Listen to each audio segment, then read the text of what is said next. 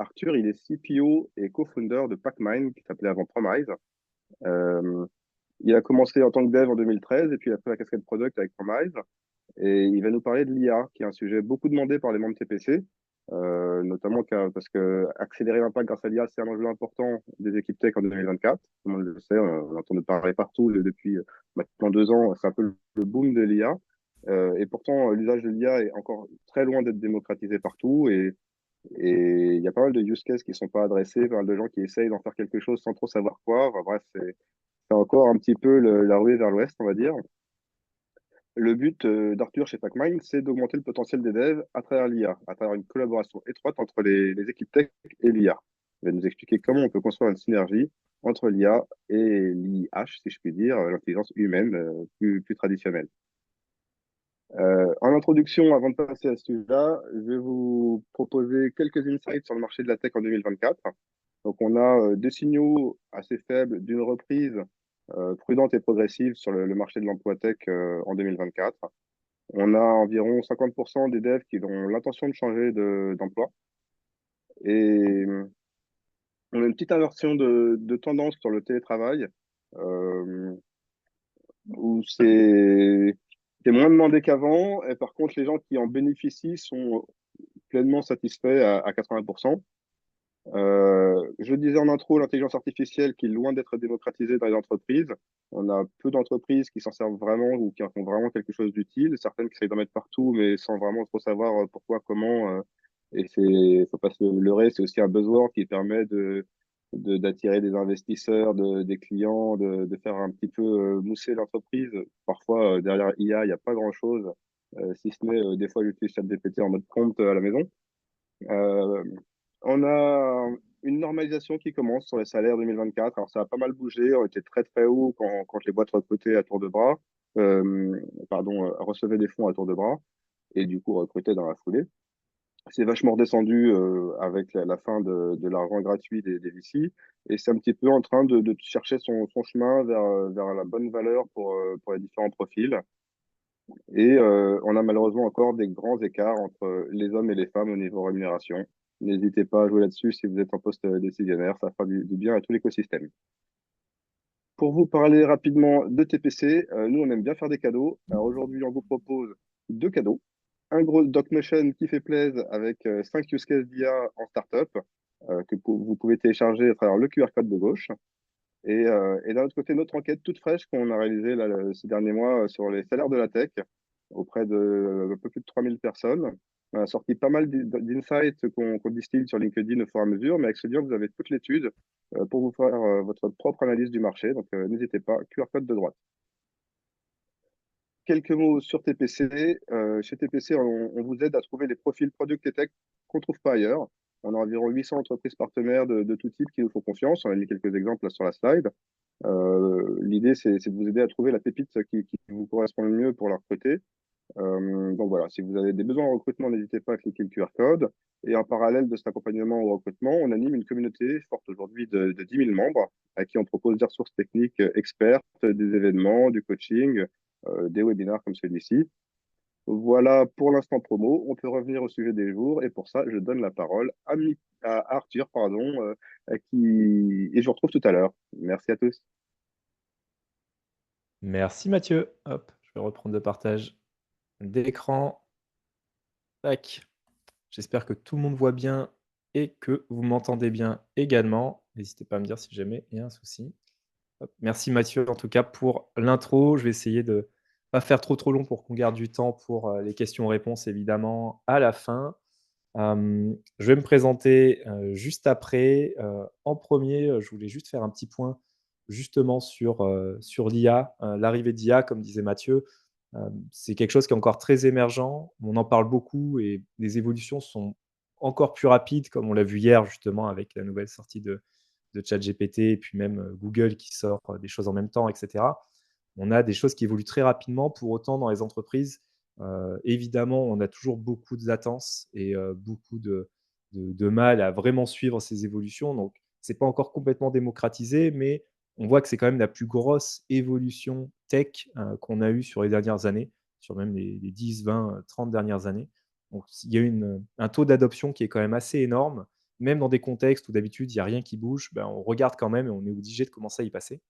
Par contre, personnellement, on se pose toujours la question quand l'IA est arrivée justement en 2022, est-ce que, c'est quelque chose qui va révolutionner notre monde et notre vie? Donc est-ce qu'on va être vraiment très optimiste sur l'IA en se disant: «Tiens, ça va tout changer dans notre métier, on n'aura plus de métier de développement, comme on l'a aujourd'hui et cetera, ça va nous changer la vie».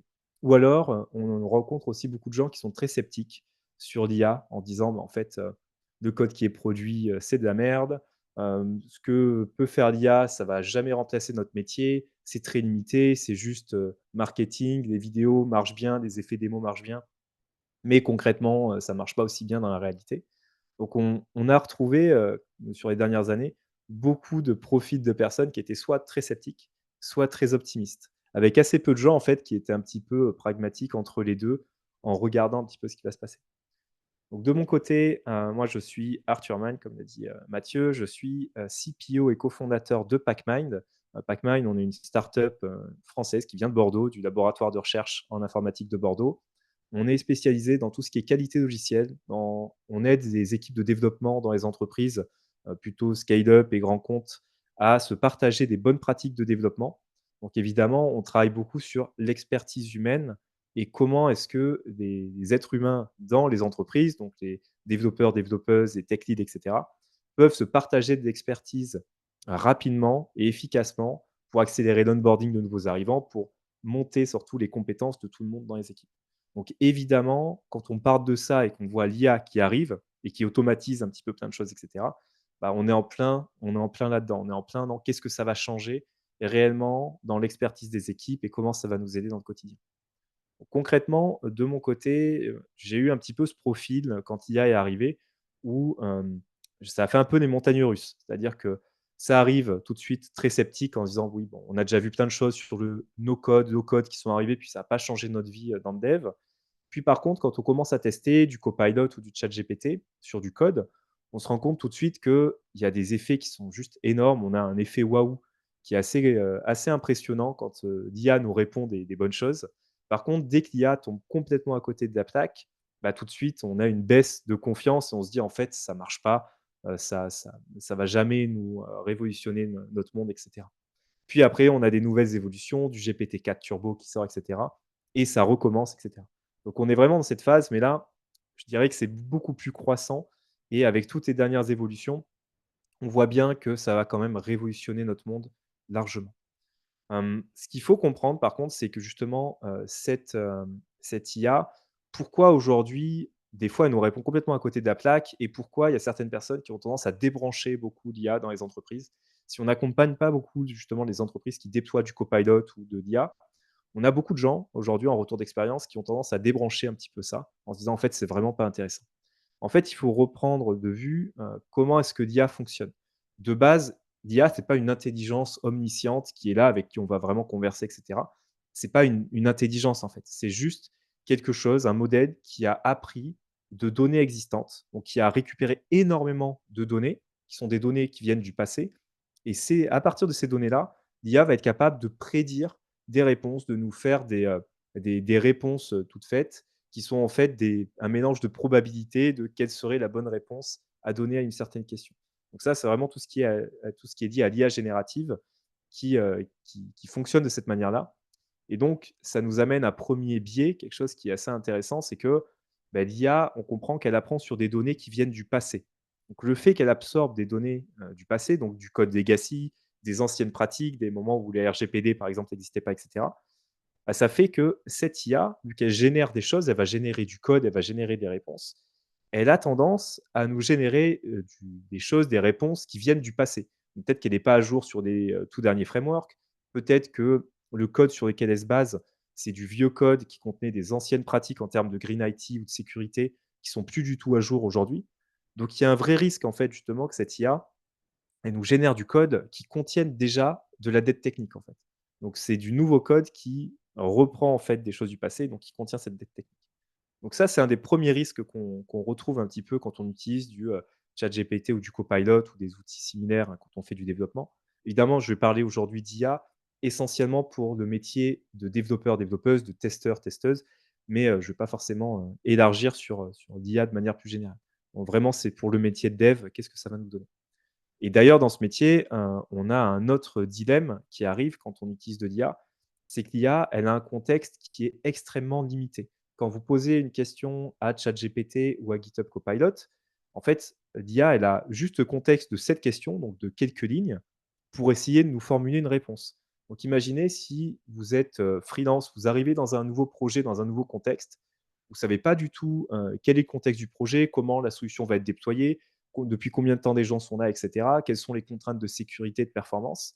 Et pour autant, on va vous poser une question technique sur du code en disant, «Est-ce que tu peux me générer un test unitaire qui fait ça?» ou «Est-ce que tu peux me générer un composant qui fait ça?» Beh, qu'est-ce que vous allez faire? Vous allez juste appliquer bêtement la moyenne de tout ce que vous avez vu sur, les différents projets sur lesquels vous avez bossé, puis vous allez, répliquer ce code-là. L'IA, elle fonctionne comme ça.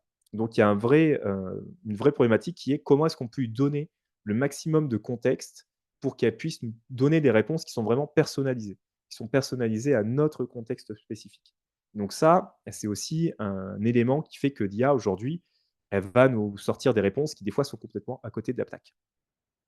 Ensuite, quand on voit justement que cette IA, elle nous répond pas forcément les bonnes réponses du premier coup ou qu'elle peut être complètement, à l'ouest, il y a un vrai problème de confiance qui peut se poser. Là, je montre quelqu'un qui est assez jeune et qui est en train de travailler avec une grosse machine. Je suis pas en train de dire que les développeurs juniors sont, les personnes à viser. C'est justement, il y a des études qui montrent que c'est pas la seniorité ou la juniorité des personnes qui va vraiment impacter comment on va utiliser l'IA. Ça va être plus en fonction justement de la criticité un petit peu de la personne, de notre esprit critique sur, ce qui va être produit et cetera, qu'on va avoir tendance à bien réagir à ce qui est proposé par l'IA ou pas. Mais il y a vraiment, un problème de confiance où il faut faire attention à pas valider bêtement tout ce qui est proposé par du copilot ou, à valider des informations qui sont fournies par, ChatGPT. C'est bien indiqué d'ailleurs dans ChatGPT que, il faut, faire attention de bien vérifier les sources et de bien vérifier si les informations sont réelles. Parce que l'IA peut halluciner de temps en temps et nous sortir des choses ou des endpoints d'API, par exemple, qui n'existent pas. Donc c'est vraiment important d'être de plus en plus critique sur le code qui est, produit justement par ces IA.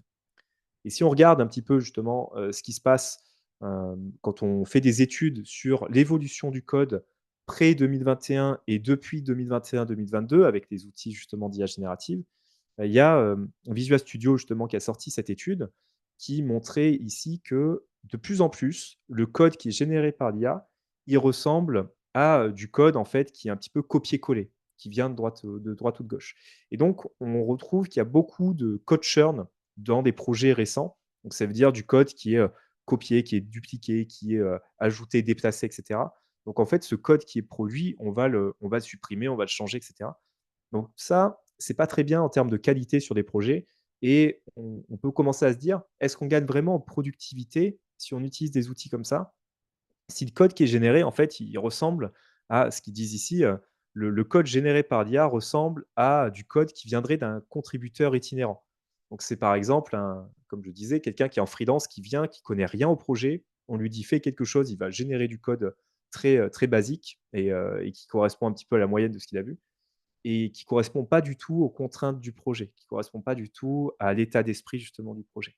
Donc ça, c'est un des vrais risques et il y a des études qui ont prouvé justement que la qualité du code n'était pas forcément bonne justement quand c'est généré par l'IA. Donc la question justement que se pose cette étude sur 2024, c'est qu'est-ce qui va se passer si tous les projets ou toutes les entreprises commencent à utiliser de l'IA générative, ce qui est exactement le cas, hein.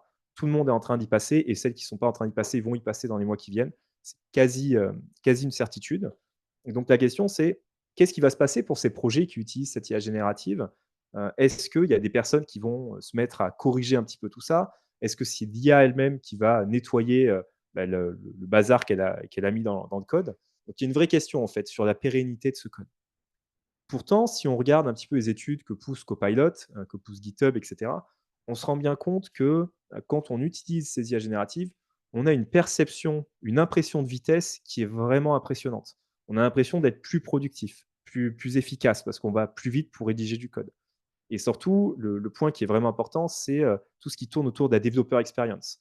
On a des équipes qui sont justement plus, heureuses dans leur travail et ça les aide vraiment dans notre quotidien. C'est comme si, vous travailliez sur un chantier avec un un petit marteau et une pelle et on vous donne un super outil, un tractopelle ou quelque chose vraiment d'automatisé, évidemment, vous allez être content. C'est une vraie révolution, en fait. Ça va changer la manière de produire des choses. Donc, en tant qu'ouvrier ou qu'ingénieur, bah, on va être content justement d'avoir des outils à disposition qui nous aident. Pour autant, est-ce que réellement on gagne en productivité dans notre équipe et dans l'organisation? Bah, il y a l'étude d'Accelerate qui sort chaque année, qui commence à intégrer évidemment de plus en plus des choses liées à l'IA sur l'impact que peut avoir l'IA justement en productivité sur notre équipe ou personnellement.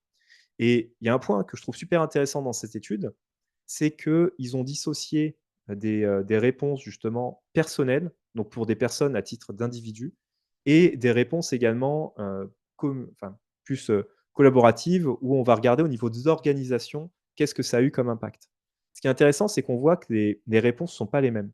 Au niveau de l'individu, quand on utilise de l'IA pour nous, ben, on voit qu'on a un effet de diminution de burn-out, donc ça c'est super intéressant. On a une amélioration de la développeur experience et on a une légère augmentation de la productivité.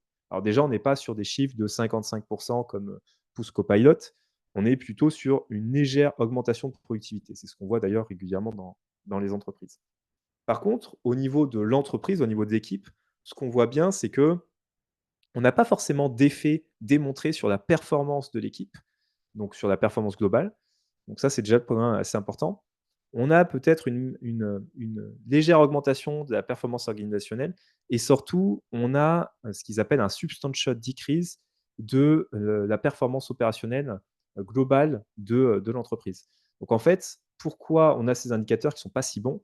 Parce que si on commence à aller plus vite à pousser du code, mais que derrière, il y a un bottleneck qui est que les reviewers, ils ont plus de code à relire en revue de code et que ce code-là, il contient plus de défauts qu'avant et que les personnes qui ont écrit ce code-là, elles sont pas capables de dire pourquoi elles ont fait ce choix parce que le choix, en fait, a été fait par ChatGPT ou Copilot et pas par eux, bah, évidemment, on va avoir plus de latence dans les revues de code, etc. Donc, le lead time, en fait, peut se dégrader. Et on voit bien que c'est pas juste le fait de produire du code plus vite qui va nous faire aller plus vite dans l'entreprise, c'est l'ensemble de la chaîne. C'est est-ce qu'on est bon aussi sur la revue de code? Est-ce que le code généré, il est bon, etc. Donc là, on se pose vraiment des questions sur comment est-ce qu'on peut guider l'IA pour qu'elle puisse justement nous produire du code qui est de bonne qualité et donc que l'organisation puisse vraiment s'en sortir. Donc on n'est plus une optimisation locale au niveau individu, mais qu'on ait une optimisation globale au niveau d'équipe ou d'entreprise qui nous permet vraiment d'aller plus vite. La question, c'est que si aujourd'hui on essaye de donner pas mal d'input à l'IA, donc du contexte, hein, c'est ce que je disais tout à l'heure, bah, si on lui donne par exemple tout notre Confluence ou tout notre Notion ou tout notre code legacy, est-ce qu'on est vraiment content de lui donner ça à manger? La réponse est souvent non, parce que ce qu'on a dans notre Confluence, c'est souvent pas à jour ou c'est des trucs qui ont été écrits il y a des années, qui n'ont pas été modifiés et cetera. Donc c'est pas forcément l'ensemble des choses qu'on voudrait mettre en avant et également, dans notre code legacy, on a peut-être du vieux code avec des anciennes versions de Java et cetera, avec des anciennes pratiques qu'on ne veut pas forcément voir sur le nouveau code. Donc déjà, il y a cette question de, attention aux données qu'on va donner en entrée à l'IA, parce que ça, c'est des données qui dormaient dans un Confluence ou dans un Notion que personne n'allait voir depuis des années, donc il n'y avait pas de problème à la limite que les anciennes données soient là. Par contre, avec l'IA, il y a un effet assez néfaste qui est que l'IA va aller chercher toutes ces données et va être capable, quand on lui pose une question basique, d'aller nous chercher une réponse dans ces anciennes données. Donc en fait, quelque chose qui était plus visible parce que personne n'allait dessus depuis des années, ça va ressortir aujourd'hui parce que l'IA va être capable d'aller déterrer. Donc ce qui peut poser des vrais problèmes justement sur la qualité des données d'entrée qu'on va avoir. Également, si on a plein de manières de faire différentes qui sont dans le code, qui sont dans le projet, etc., des manières d'écrire des composants, des manières d'instancier des tests, etc., évidemment, l'IA, elle ne va pas d'elle-même savoir quelle est la bonne décision à prendre et quel est le bon choix à faire. Elle va juste prendre quelque chose de random et peut-être qu'une fois sur deux, d'ailleurs, elle nous sortira un résultat qui est un petit peu différent. Donc ça, c'est un vrai problème sur la qualité de la donnée d'entrée. Comment est-ce qu'on peut faire du coup pour travailler en symbiose avec l'IA? Donc c'est le titre, hein, du webinaire d'aujourd'hui. C'est, justement d'être capable de capitaliser au maximum sur l'expertise de tout le monde, de l'équipe, sur les connaissances qu'on a en interne et d'être capable de donner ces données en entrée justement à l'IA. Donc plus que jamais, la définition de nos bonnes pratiques de développement ou de test et cetera et donc toutes ces connaissances qui d'habitude sont dans la tête de tout le monde et on peut se débrouiller avec du pair ou du mob programming à faire circuler ces connaissances. En fait, aujourd'hui, ça suffit plus. Quand on utilise de l'IA, il faut aussi collaborer avec de l'IA. Donc, il faut aussi collaborer avec elle et lui donner ses données en entrée. Donc, on est obligé aujourd'hui de capitaliser sur tout ça et d'enregistrer ces choix, d'enregistrer des décisions d'architecture, d'enregistrer pourquoi est-ce qu'on a pris ce choix ou pas, etc. Si ça reste juste dans la tête des personnes, l'IA, elle va juste aller droit dans le mur et nous générer des choses assez bizarres. Donc, le process qu'on a mis en place aujourd'hui depuis plusieurs années là, chez Pacmind avec pas mal d'entreprises, comme je disais, plutôt des scale-up, start-up ou des grands comptes, ça va être vraiment un process en 2 étapes qui va être de capturer des pratiques, donc les pratiques de l'équipe, et ensuite de valider ces pratiques en équipe, parce que ce n'est pas parce qu'on dit que quelque chose est bien dans le code que c'est la réalité. Il faut une validation globale avec toute équipe ou une communauté de pratiques d'entreprise pour être sûr que c'est bien la bonne manière de faire. Ce qui est intéressant, c'est que cette gestion qu'on avait qui a toujours été très manuelle en fait, où c'est des gens qui eux-mêmes vont dire: «Ça c'est bien, ça c'est pas bien» dans le code, dans les tests et cetera. Aujourd'hui, l'IA, elle peut nous aider à le faire.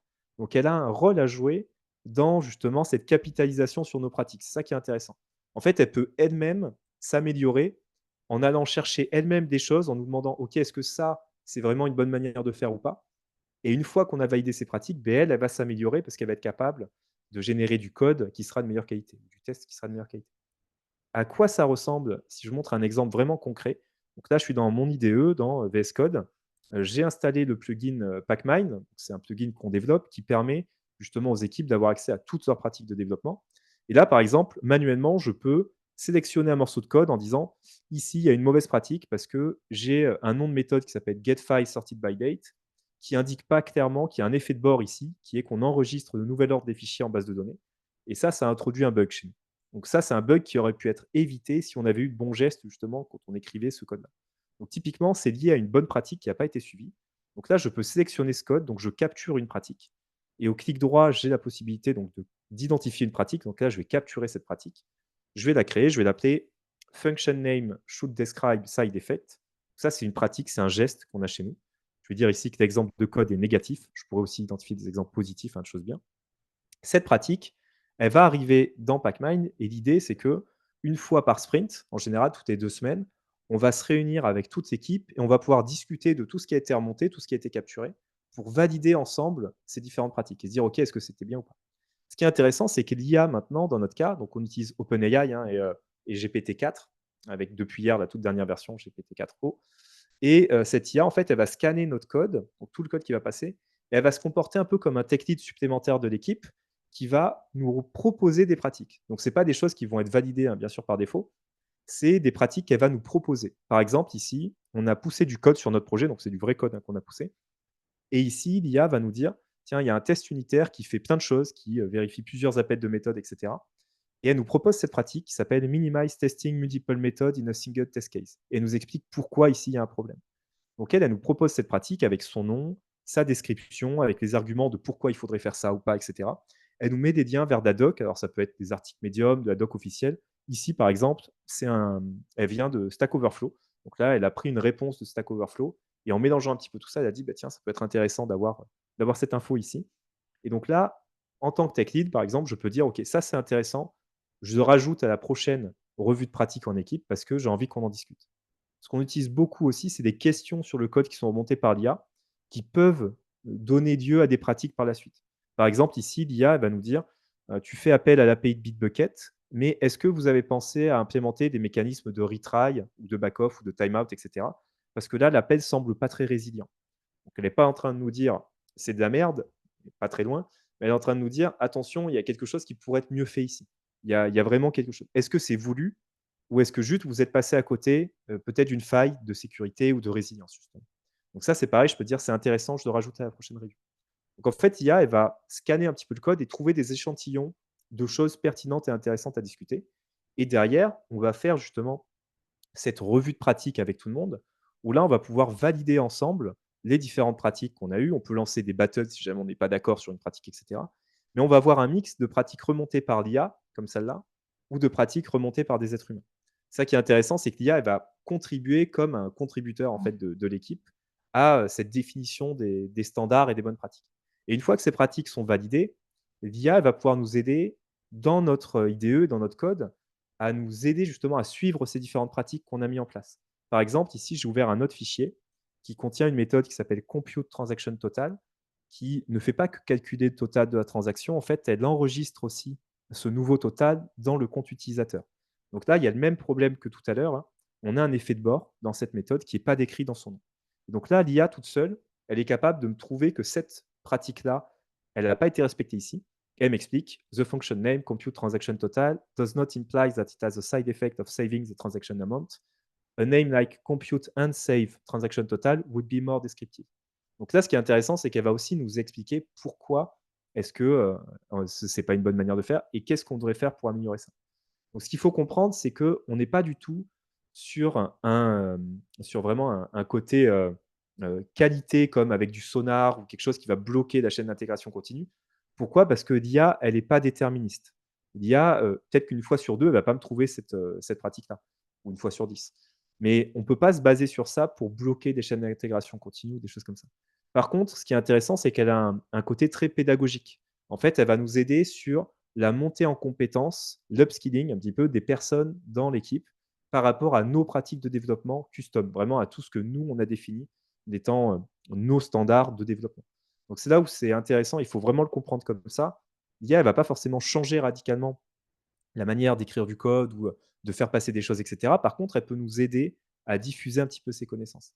Et ce qui est intéressant, c'est que si on utilise des outils comme Copilot, ou Copilot Chat par exemple ici, donc là je suis dans une classe de test et ce que je peux faire avec de l'IA de manière assez simple, c'est dire par exemple, génère-moi une classe de test ici qui va contenir des livres et puis des laptops, etc. et vérifie que la taille du panier, c'est bien 2. Donc ça, c'est ce qu'on fait aujourd'hui avec Copilot ou Copilot Chat. Et ce que va faire l'IA, ce que je disais tout à l'heure, c'est qu'ici, elle va me générer du code qui correspond un petit peu à la moyenne du code qu'elle a vu sur des projets open source qu'elle a analysés. Et donc, elle va m'écrire cette classe de test qui semble marcher, hein. Bon, ça a l'air de fonctionner. J'espère que ça marche. Mais en tout cas, ça ne suit pas du tout nos pratiques de dev en interne. C'est-à-dire que chez nous, on n'écrit pas des trucs en dur comme ça dans un seul test, etc. Mais bon, ça a l'air de marcher. Donc là, je pourrais bêtement dire, OK, ben ça, je le passe dans mon code et ce sera mon test et ça va fonctionner. Et donc là, si je fais ça, ben, je vais dégrader la qualité de notre projet, etc. Par contre, ce qu'on peut faire avec Pacmine, c'est qu'on peut générer un fichier ici qui contient toutes nos pratiques de développement. Par exemple, on a une pratique chez nous qui est d'utiliser le pattern builder dans les tests unitaires pour créer justement les différents objets. En fait, ce qu'on peut faire avec Copilot, alors l'intégration n'est pas encore hyper fluide parce que Copilot n'est pas très ouvert sur les intégrations, mais c'est que je peux lui référencer des fichiers qui contiennent nos pratiques. Par exemple, celui-là, donc le fichier Pacmine qui a été généré, je lui référence. Et donc là, si je lui demande la même chose que tout à l'heure, donc exactement le même texte, hein, génère-moi une classe de test, etc. À ce moment-là, il ne va pas juste me générer du test, de test basique. Par contre, il va me dire: «Je considère les pratiques de développement qui sont mentionnées dans Pacmine, MD et cetera et donc ce qui serait bien, c'est d'utiliser le pattern builder pour créer ça» et donc là, je vois que j'ai un code qui est très différent du premier code qui est ici, parce qu'à ce moment-là, j'ai, le builder qui est, utilisé et donc là, j'ai bien mes pratiques qui sont appliquées. Donc là, on le fait avec une pratique, mais imaginez si j'ai des centaines de pratiques en termes de sécurité, de performance, de, je sais pas, de mobile, de React, et cetera. Évidemment, toutes ces pratiques, on ne peut pas les avoir dans notre tête tout le temps. Par contre, ce qui est intéressant, c'est qu'une IA comme Copilot peut les avoir en tête, parce qu'on peut lui passer des fichiers en entrée qui ont des milliers et des dizaines de milliers de lignes en entrée. Et donc là, c'est intéressant parce que on peut vraiment driver l'IA pour qu'elle nous génère du code qui correspond exactement aux bonnes pratiques qu'on a dans notre équipe. Et là, on peut vraiment gagner en productivité parce qu'on va aller vite, mais en plus, le code qui va être généré, il va être de bonne qualité. Puis si jamais on a raté des choses, on a toujours l'IA qui peut, enfin l'IA de Pacmine par exemple, qui peut détecter qu'il y a un souci. Et puis ça, on peut le faire ici, on peut le faire dans la CI, on peut le faire dans GitLab, etc. Donc il y a déjà des filets de sécurité qui fonctionnent. Donc ce qu'on voit, c'est qu'on peut vraiment utiliser l'IA pour diffuser ces bonnes pratiques à l'échelle. Et donc on peut s'en servir un petit peu comme quelque chose de pédagogique pour aider les équipes à progresser. Donc, je vois que le temps file, j'arrive un petit peu sur la fin, mais si jamais vous avez bien suivi tout ce que j'ai dit et que vous connaissez un petit peu, les pratiques du Lean, par exemple, quand on parle de Lean, hein, dans le développement, on voit que ce que j'ai décrit par rapport aux pratiques de dev, ça ressemble beaucoup à quelque chose qu'on appelle des standards en Lean. Donc en fait, en Lean, il y a un concept de standard qui est très fort qui dit que l'entreprise doit avoir un ensemble de standards spécifiques. Et ces standards, ils vont contenir des sortes de checklists, et cetera, avec plein d'informations sur comment avoir un bon geste pour faire justement la bonne pièce. Donc pour générer, entre guillemets, dans notre cas, du bon code. Donc là, ce qu'on voit, c'est qu'il nous faut ces standards déjà pour notre équipe, mais également pour pouvoir les donner en entrée à l'IA.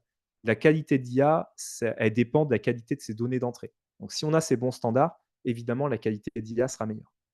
Ce qui est important également, c'est absolument de garder un esprit très critique sur le code qui va avoir été généré et sur même tout ce qui va avoir été généré. Comme quand on fait une revue de code, on peut avoir un esprit très critique sur le code qui a été produit par quelqu'un d'autre et donc on peut mettre plein de commentaires. Il faut qu'on fasse pareil avec l'IA. Il faut qu'on soit capable de se dire, OK, le code qui a été généré ici la première fois, il a l'air de fonctionner, mais est-ce que je suis fainéant et que je rajoute ce code-là directement ici en dur? Ou est-ce que plutôt je me dis: «Tiens, mais là, ça ne suit pas du tout les autres tests qu'on a. Il y a peut-être quelque chose à faire en mieux pour avoir quelque chose de meilleure qualité». Donc c'est vraiment important de garder cet esprit critique sur tout ce qui est généré. Un autre point important, qui a été présenté aussi au Lead Dev Berlin là par, une des responsables de Southworks sur la partie, IA, c'est que l'IA, on peut l'utiliser d'énormément de manières différentes dans notre métier. Qu'on soit, dev, designer, testeur et cetera. On peut s'en servir pour, par exemple, générer des messages de commit. On peut s'en servir pour, fixer des bugs, pour générer des tests et cetera. On peut s'en servir de plein de manières différentes. Ce qui est important, c'est que personnellement, vous puissiez choisir quelle est la manière dont vous voulez vous servir de l'IA. Il ne faut pas que ce soit quelque chose d'imposé par tout le monde. Par exemple, moi, j'aime bien faire du TDD, du Test Driven Development, où j'écris mes petits tests, puis ensuite je les fais passer et j'ai envie moi-même de dire quels sont les prochains tests que je veux faire passer. Quand j'ai l'IA qui tout de suite me propose 10 tests qui sont pas forcément les bons et qui vont dans tous les sens, c'est quelque chose qui me plaît pas. Donc dans ce cas-là, je préfère, désactiver l'IA. Par contre, pour tout ce qui est générer des slides et des images, ça j'aime pas trop le faire, donc je préfère demander à ChatGPT de le faire pour moi et c'est DALL-E qui me génère mes images de slides. Voilà, faut vraiment essayer de comprendre que l'IA, elle va être disponible sur toute la chaîne de valeur qu'on a et il faut trouver à quels endroits ça peut être vraiment le plus efficace pour nous aider. Et le dernier point, c'est qu'il faut regarder pas aujourd'hui la qualité de l'IA tout de suite, c'est-à-dire ce que l'IA est capable de nous générer comme test, comme, user story et cetera, mais sa capacité d'évolution. Depuis 1 an, entre GPT 3.5, GPT 4, puis depuis hier GPT, 4o, on voit bien qu'il y a une évolution qui est extrêmement rapide et qui est super intéressante justement sur la qualité de ce qui est, produit et cetera. Donc on voit bien que c'est quelque chose où on ne pourra pas y couper, on ne pourra pas y passer. C'est pas comme la blockchain ou d'autres effets de mode justement où en fait ça n'a pas eu forcément d'impact énorme dans notre métier. L'IA aujourd'hui, on voit la vitesse de progression et toutes les entreprises qui disent: «Oui, non, on n'y passe pas encore, on n'est pas sûr des gains» et cetera. C'est peut-être vrai à l'heure actuelle, hein, avec du copilot et cetera, mais on sait très bien que rapidement, ça va peut-être pas nous dépasser, mais ça va vraiment nous aider dans notre métier. Est-ce que ça va remplacer les développeurs, développeuses dans les équipes de développement? Personnellement, je pense pas. Par contre, je pense que notre métier va être radicalement changé. Comme quand vous aviez des anciennes chaînes de production où tout était à la main, chez Toyota ou ailleurs, et que l'électricité est arrivée, et cetera, en fait, ça a changé la manière de développer, de travailler. Mais il y a eu énormément de métiers qui se sont créés, il y a eu énormément de métiers qui ont changé. Par contre, il faut vraiment être capable de prendre cette vague assez rapidement quand même, parce que sinon, surtout si on est freelance, par exemple, si on rate un petit peu toutes ces évolutions-là, on va être dépassé par certaines personnes qui, eux, ont repris le pli et vont être capables justement peut-être d'aller plus vite que nous et d'utiliser des meilleurs outils qui sont à leur disposition. Donc le but, c'est d'utiliser tous les outils à notre disposition pour réaliser vraiment le plus de propositions de valeur pour l'entreprise. J'aime bien terminer sur, cette quote de Ken Beck, que vous connaissez, peut-être, qui disait justement il y a à peu près un an, un peu plus d'un an, en 2023, au début, j'étais très réticent justement à utiliser ChatGPT. Donc il était sûrement dans la partie, pessimiste, hein, qu'on avait et aujourd'hui, j'ai testé, ChatGPT, donc je l'ai utilisé. Donc ça, c'était en 2023 et il dit: «Bah, en fait, ce que j'ai appris, et j'ai compris pourquoi j'étais réticent, c'est que la valeur de 90 de mes skills, maintenant, ça vaut 0 $. Ça veut dire que peut-être que tout ce qui est, rédaction de code un petit peu basique et cetera, tout ça, maintenant, ça vaut plus rien parce que l'IA est capable de le faire. Et donc là, ça peut faire peur. On peut se dire: «Mince, notre métier va disparaître, on va plus avoir de développeurs» et cetera. Mais en fait, non. et c'est la fin de ce qu'il dit qui est intéressant. Il dit les 10% restants de ces skills, donc ce qui représente vraiment l'expertise de Ken Beck, les choix techniques, justement l'innovation, etc. Bah, tout ça maintenant, ça vaut 1000 fois plus. Pourquoi ça vaut 1000 fois plus? Parce qu'en fait, il va pouvoir accélérer toute cette partie-là, accélérer toute cette diffusion, etc. Donc c'est ça qui est super intéressant, c'est de se dire que l'IA, ça va être un vecteur pour promouvoir aussi des pratiques à l'échelle et pour aller plus vite dans notre travail. Si on est très performant justement sur du design, des composants React, etc., avec de l'IA, on va être plus rapide et on va pouvoir diffuser nos skills plus rapidement. Donc c'est super important de voir comme ça, de se dire, il y a peut-être toute une partie de ce qu'on faisait qui aujourd'hui vaut plus grand-chose, mais il y a toute notre expertise humaine, donc vraiment ce qui représente notre expertise, l'expérience qu'on a, etc., qui elle vaut beaucoup plus. Voilà, j'ai terminé. J'espère que j'ai pas explosé le chrono. Et si vous avez des questions, évidemment, il nous reste pas mal de temps, donc je suis là pour y répondre. Je vois qu'il y a... Super, merci Arthur, c'était extrêmement intéressant, euh, notamment sur l'impact sur la team versus le contributeur. L'étude que tu as remontée était assez enrichissante. Et le rappel que tu fais sur le fait que les données sont généralement des données du passé, qui sont à grande majorité des données un petit peu pas obsolètes, mais qui contiennent en tout cas de la dette technique, des risques de sécurité, pas des bonnes pratiques en termes de Green IT, etc. Donc c'est bien de rappeler ça et de rappeler que l'IA n'est pas intelligente, mais qu'elle fait juste que réexploiter les données préexistantes. Et, et pour ça, du coup, on a besoin de préparer l'avenir, que ce soit en termes de formation des ressources humaines ou de formation des data que l'IA va utiliser. Et de ce point de vue-là, je trouve que Pacman a l'air d'aller vraiment dans le bon sens, puisque ça permet un petit peu d'aider les deux, autant les humains que la data, on va dire, fournie à l'IA. Donc voilà, bravo pour ça. Je trouve que tu fais un super boulot pour rendre l'IA attractive pour les sceptiques du sujet et ça ouvre des perspectives assez fascinantes. Donc bravo et pour le talk et pour le produit que vous développez. On a pas mal de questions, notamment qui sont en train d'arriver. Je vais commencer par donner la parole à Kevin Nkonda, s'il est parmi nous. Kevin, est-ce que tu veux poser ta question en direct? Oui, allô? Oui, on Oui, t'entend. on t'entend. Ouais. Oui, bonjour. Déjà, merci Arthur pour cette présentation, c'était hyper instructif. Donc, je vais Merci. répéter la question que j'ai posée dans le chat. En gros, c'était par rapport à Pacmind, pardon. Donc, tu parlais de bonnes pratiques voilà, qui puissent être insufflées dans un projet. Moi, je voulais savoir s'il y avait des bonnes pratiques standards déjà qui étaient de base disponibles dans l'outil ou si c'était vraiment des bonnes pratiques à définir projet par projet. Alors, c'est une très bonne question.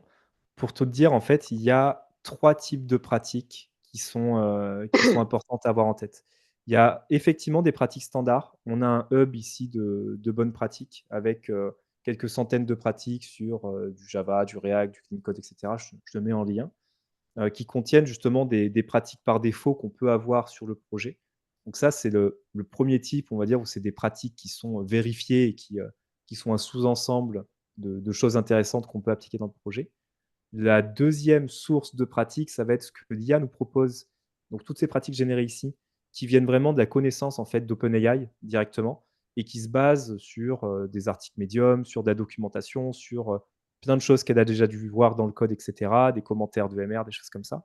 Donc ça, c'est plus des pratiques que l'IA va elle-même mettre en avant. Donc c'est plus une moyenne de ce qu'elle a vu. Et le dernier niveau de pratique, évidemment, c'est les pratiques custom de chaque équipe, comme celle-là là, qu'on a créée ensemble tout à l'heure. Donc ça permet en fait, c'est ce qu'on est en train de voir justement, comment est-ce que dans l'IDE, on pourrait faire apparaître les différents types de pratiques. Par exemple, des suggestions qui viennent de l'IA, plus des pratiques qui viennent d'un hub communautaire, plus des pratiques spécifiques de l'équipe, et essayer de jouer un petit peu avec ces différents éléments pour vraiment aider les équipes en disant, ben, par rapport à vos pratiques spécifiques, ça c'est important. Par contre, par rapport aux pratiques globales, voilà, il y a ça aussi. D'accord, ok. Donc ça met en perspective les bonnes pratiques standards avec celles qu'on voudrait plutôt prioriser en interne. Ouais, c'est ça. L'idée, c'est aussi de pouvoir les challenger, c'est-à-dire que tu crées une pratique chez toi. Ce qu'on peut faire quand on lance une battle sur une pratique avec Pacmind, c'est qu'on peut demander à l'IA qu'est-ce que tu en penses. Est-ce que tu penses que c'est une bonne manière, je sais pas, de faire ça en React, d'utiliser des props, des choses comme ça. Et là, l'IA, elle peut, dans sa base, justement, nous trouver des arguments pour ou contre. Ça, c'est intéressant aussi. Ok, d'accord. Merci. Merci à toi pour la question. Merci Kevin. On va laisser une autre question de Grégoire Michelet pour le coup sur la confidentialité. Grégoire, est-ce que tu es avec nous?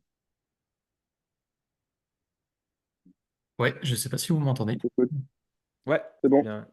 Mais justement, ouais, un peu la question que je voulais poser, c'était plus niveau confidentialité de tout le code qu'on peut produire ou les choses comme ça. Dans le sens où, par exemple, moi, actuellement, je travaille dans un grand compte et bah, toute la base de legacy ou le nouveau code qu'on va produire, on va pas vouloir forcément tout pousser dans ChatGPT ou une autre IA. Donc, je sais pas comment c'est envisagé un peu à ce niveau-là de garder un contexte justement assez grand, mais sans s'exposer non plus à tout Internet. Alors, c'est une très, très bonne question qu'on a évidemment toujours et que j'avais, il y a quelques minutes avec un grand compte avec qui j'étais justement là dans le public. En fait, cette question de la confidentialité, elle se pose de moins en moins parce que on a la possibilité, c'est le cas par exemple chez AXA, chez Allianz, d'héberger nous-mêmes un moteur, Azure OpenAI pour avoir des données qui sont, uniquement en interne. Donc là, c'est sécurisé, il y a rien qui sort et cetera. On a, avec Soprasteria, par exemple, des déploiements de LLM carrément en interne sur des machines internes. Donc là, il y a vraiment aucun accès, réseau. C'est fermé. C'est des moteurs, enfin, c'est des systèmes de LLM qui se basent sur du Mistral ou autre, qui permettent justement d'avoir tout le modèle d'apprentissage de base qui est vraiment la base d'intelligence, on va dire, de l'IA.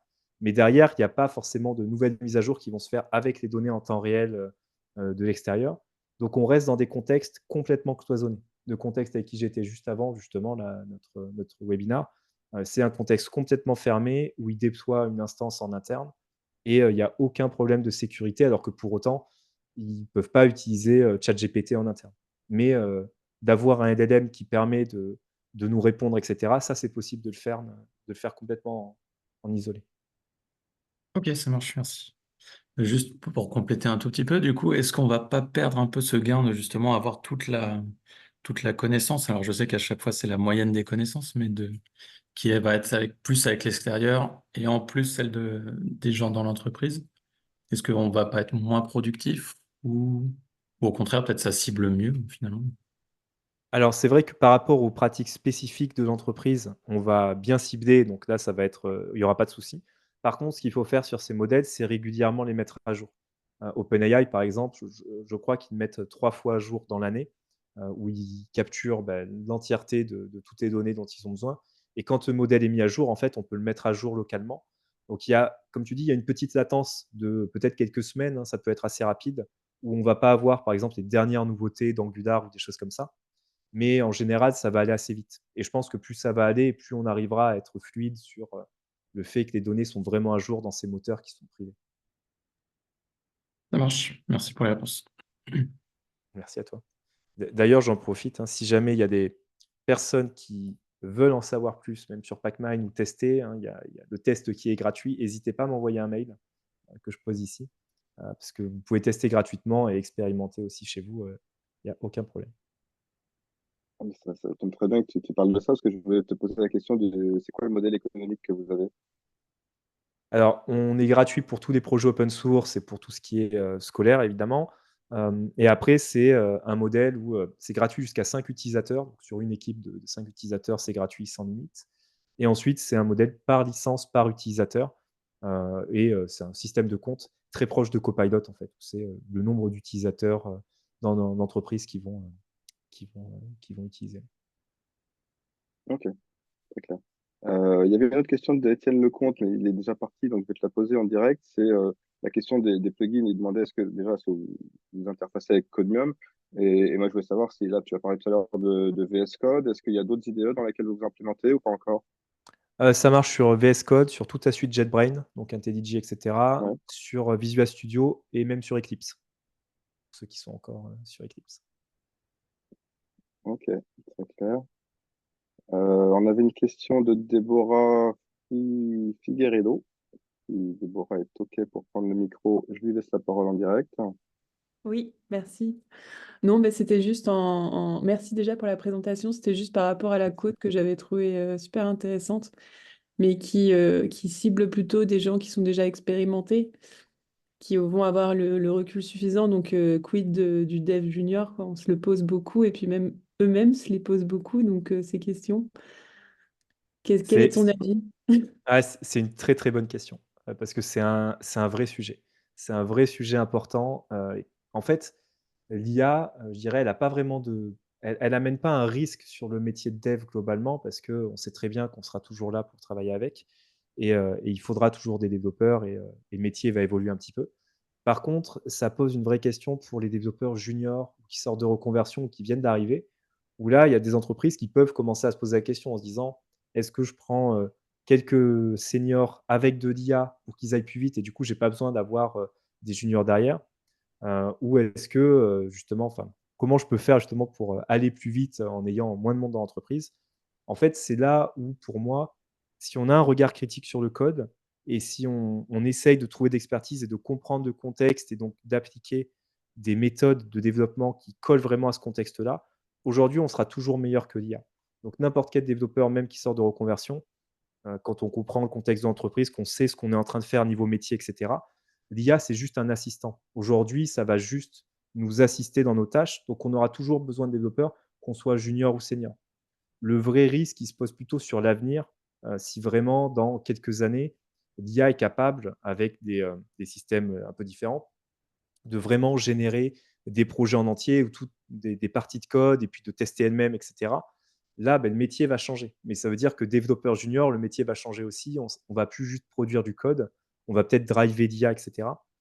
Pour moi, il y a pas forcément de vrai risque, hein, là-dessus. C'est juste que le métier risque d'évoluer beaucoup et le conseil que je donnerais à des juniors justement, c'est, de justement regarder l'IA dès maintenant, de voir comment on peut s'en servir. Parce qu'il y a beaucoup d'entreprises qui ont des développeurs très seniors, qui aujourd'hui ne regardent pas du tout ça. Parce qu'ils sont, ils ont un peu des œillères et donc, Mmh. ils travaillent de la même manière depuis des années. Et donc là, c'est justement en arrivant en étant junior avec ce nouveau regard, où ça peut être super intéressant pour des équipes et on peut amener, des expertises sur comment utiliser l'IA, par exemple, pour nous aider dans le quotidien. Et donc un junior, il peut, peut-être aller beaucoup plus vite qu'un senior, grâce à ça. Ok, bah, super, merci en tout cas pour ton retour. Merci. Les juniors ont encore de beaux jours devant eux. Et les juniors d'aujourd'hui, c'est les seniors de demain, faut pas l'oublier. Et Tout ils à ont fait. sûrement un regard très différent. Enfin, je trouve ça très juste ton dernier point, là, où le junior arrive avec des pratiques qu'il a eu plus peut-être le temps d'expérimenter à la maison, parce que globalement, quand tu es junior, tu as plus de temps de dispo que quand tu es né dans le guidon et que tu as plein de gros projets en cours. Et du coup, arriver avec ce regard neuf et ces bonnes pratiques à proposer, c'est quand même une richesse aussi. Et la formation, en général, elle va dans les deux sens, quoi. Tout à fait, ouais. Une autre question de Romaric Destremo. Il est encore parmi nous, encore une fois, il va la poser en direct. Romaric. Oui, bonjour. Merci beaucoup pour cette conférence. Euh, Moi, j'aimerais beaucoup pouvoir proposer du chat GPT en entreprise, mais pour les mêmes raisons de confidentialité qui ont été évoquées précédemment. J'aimerais installer Mistral sur du OVH ou sur nos serveurs internes, mais je ne me rends pas compte de la pertinence que ça peut avoir, soit dans la capacité que ça peut aller chercher du web, euh, soit pour les pertinences tout court des réponses que ça peut avoir. Alors c'est la vraie question à se poser, voilà, c'est quoi la perte, en fait, si on utilise des modèles plutôt en interne? Aujourd'hui, on a beaucoup de tests justement là-dessus. On est en train de voir et les entreprises testent justement, ces différents systèmes-là. On voit bien qu'un Mistral hébergé en interne, c'est quand même bien moins performant qu'un, OpenAI, GPT. Pourquoi? Parce que ça met beaucoup plus de temps. Des fois, il y a des réponses qui nous mettent 30 secondes à arriver, par exemple, mais ça dépend aussi de la machine qu'on a derrière. Et après, la pertinence du modèle en elle-même, effectivement, elle est peut-être pas aussi puissante. Par contre, il y a de plus en plus de choses qui arrivent régulièrement, avec des modèles qui évoluent, qui sont quand même très, très performants. Donc aujourd'hui, ça fait le job pour nous, pour générer des pratiques, et cetera. Ça marche à peu près de la même manière. Je dirais que c'est presque équivalent. Ça dépend beaucoup des machines sur lesquelles les modèles tournent. Mais ce qui est sûr, ce que je disais un petit peu à la fin, c'est qu'on a une vraie évolution et cette question-là, en fait, on ne se la posera pas, je pense, dans quelques mois. On dira dans quelques mois, les modèles qu'on a en interne, ils tournent mieux que les GPT-4 Turbo d'il y a quelques mois. Donc, clairement, je pense que ce sera la solution, et c'est ce que disent les responsables d'OpenAI aussi, hein. C'est que ce sera la solution à l'avenir, c'est d'avoir des modèles aussi qui sont capables de tourner localement. Comme ça, il n'y aura aucune contrainte de sécurité, etc. Parce que comme tu dis, dans des contextes, alors soit si on travaille voilà, pour le bancaire, etc., on n'a aucune chance de pouvoir utiliser du chat GPT directement, c'est sûr. Ok, et pour la partie recherche du web, je ne sais pas si quelles contraintes il y a pour poser des questions typiquement de documentation. Mes développeurs, ils font souvent ça, ils lisent plus la doc à travers ChatGPT que la doc elle-même. Et je ne sais pas si les modèles pris on-premise pourraient faire pareil. En fait, vu qu'ils absorbent toutes les connaissances en mode snapshot, concrètement, tu peux poser des questions et lui, il va aller te répondre, quitte à te mettre, c'est ce qui se passe d'ailleurs, je crois, sur les exemples de pratiques générés là qu'on avait. Les exemples de docs qu'ils mettent ici, en fait, c'est des docs qu'ils ont eu en one shot, donc c'était un snapshot, et ils me pointent vers cette doc-là. Alors peut-être que cette doc-là, c'est rien, je vais tester, mais peut-être qu'elle est plus à jour, par exemple, et que le lien est plus bon. Dans ce cas-là, c'est toujours bon. Mais il n'y a pas de souci, en tout cas. On peut lui poser des questions où lui va aller nous répondre par rapport à tout ce qu'il y a. Normalement, c'est presque transparent, en fait. C'est juste qu'on aura un peu de latence parce que pendant quelques mois, il n'y aura peut-être pas une nouvelle analyse. Mais il va bien faire des recherches sur le web. Ça, c'est vraiment pas mal. Ok, merci. Super, merci Arthur. J'avais une autre question sur un petit peu comment ça fonctionne chez vous, c'est-à-dire, enfin techniquement, c'est quoi le flow? J'imagine que quand tu es dans l'IDE, est-ce qu'on envoie la fonction qui vient d'être codée à votre service, qui va l'interpréter en fonction des règles et remonter des insights dessus? C'est quoi un petit peu la logique derrière ça? Est-ce que tu peux me donner un petit peu des billes? Tu veux dire dans notre équipe de dev en interne? Le produit, comment il se déroule? À quel moment, en gros, on envoie de la data chez vous? Quel volume de data? Est-ce qu'il y a des limitations par rapport à Copilot là-dessus? Ou est-ce qu'on envoie que des petits bouts à chaque fois, ceux sur lesquels on est en train de bosser? Ouais, en fait, ce qui se passe, c'est que alors pour l'analyse, par exemple, du nouveau code et quand on fait des suggestions de pratique, là, on prend juste le diff par rapport à la veille. Donc, on regarde quels sont les nouveaux commits qui sont arrivés par rapport à la veille. On n'envoie jamais la code base entière, etc. Sachant que nous, on stocke rien de notre côté, hein, c'est juste l'analyse, l'IA qui fait l'analyse et puis ensuite, on stocke la réponse avec le snippet de code en question, évidemment. C'est ce truc qu'on va stocker ici. Et après, quand on va, pareil, créer des pratiques ou quoi que ce soit, en fait, on n'envoie jamais la code base entière, on n'est jamais connecté à la code base. Ce qu'on fait, c'est qu'on envoie juste le snapshot de ce fichier en gros, en exemple qui vient illustrer ma pratique, donc qui est là.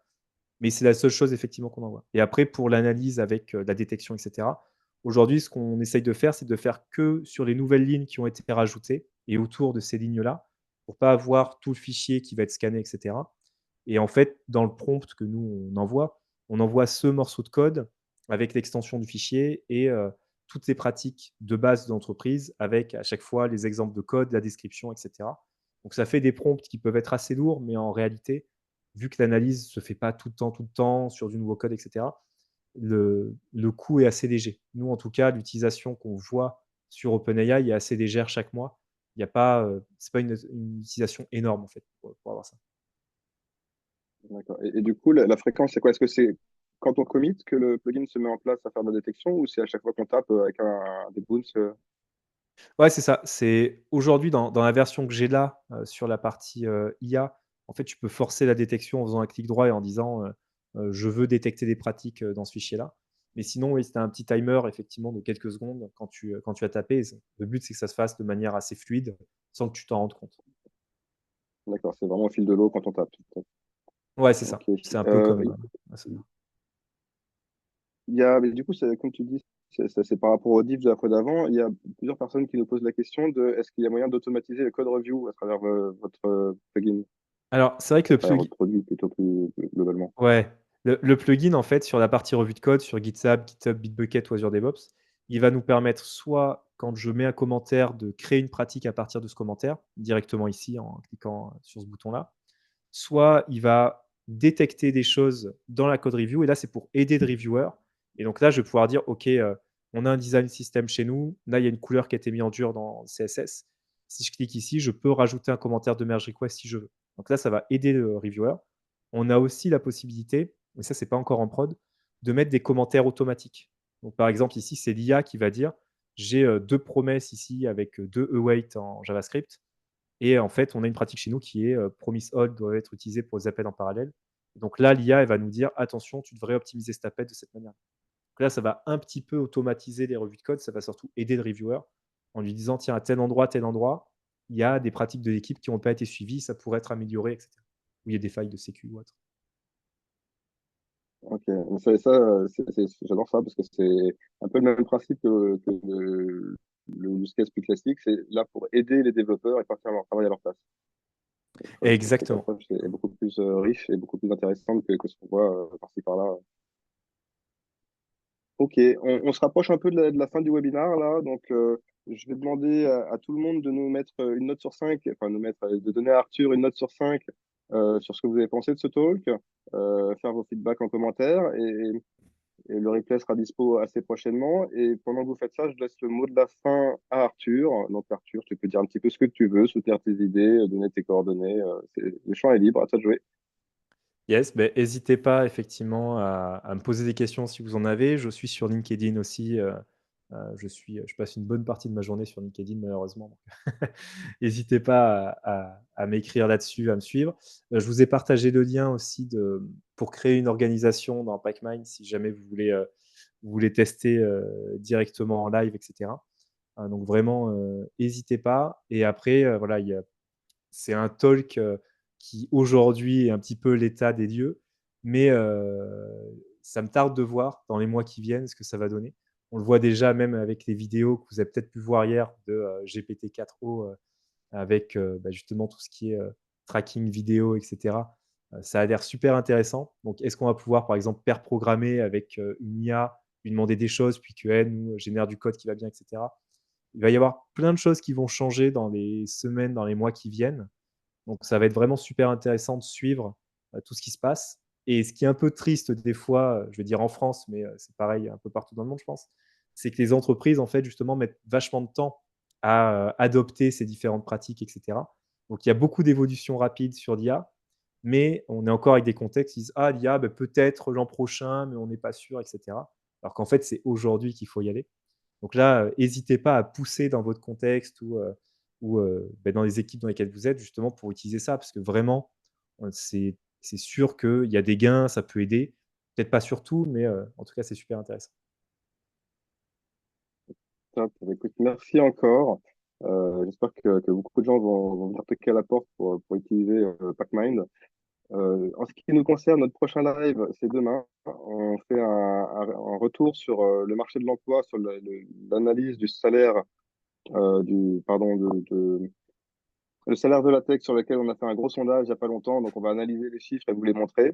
Ça sera un partenariat avec Le Wagon et c'est demain midi.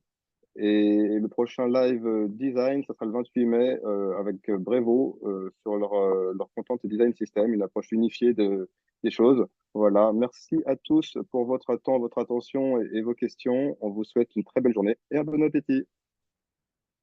Merci à tous et merci Mathieu et Sarah pour l'organisation encore une fois. Et merci pour tous vos feedbacks. Bonne journée.